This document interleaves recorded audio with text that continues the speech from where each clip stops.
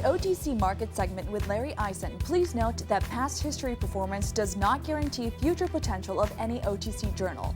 The OTC journal entity and Larry Isen do not necessarily represent the views of New to the Street, FMW MediaWorks, and/or its affiliates.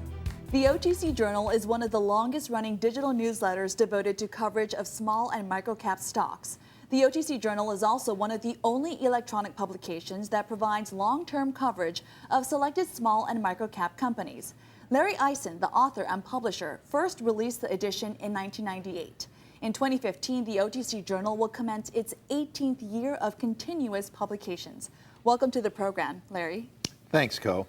We appreciate your ongoing educational efforts to help people become better small stock investors. As everyone knows, the small and microcap world of investing in stocks can be very rewarding, but fraught often with significant risks. So tell us first about OTC Journal.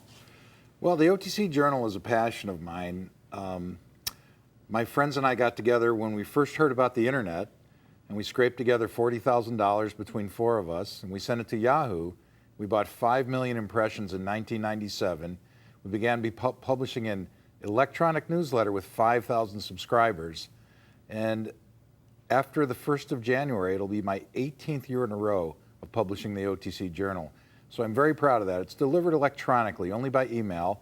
You can get a text message when I publish if you like as well. But it's 100% by email, and it's free.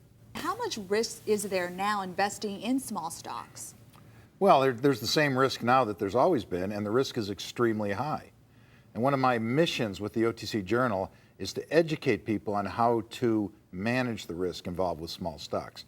There will be many more failures than there are successes in small stocks. However, a small stock can go up infinitely. It can only go down to zero.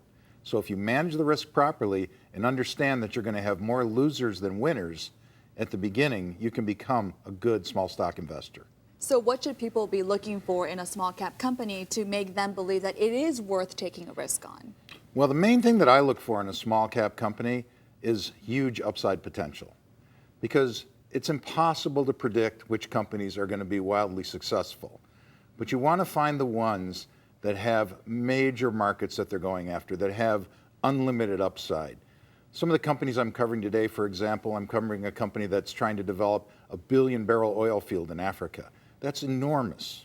I'm also covering a company that's working on a better cancer therapy, a better way to deliver chemotherapy drugs. That's enormous. These are very small companies, but they have enormous upside.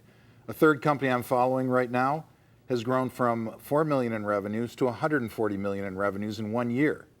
That's enormous upside. Those are the kinds of companies that I personally look for. So do your research, look at the grand plan, but also avoid mistakes. What is the biggest mistake that you see that small stock investors consistently make over the years?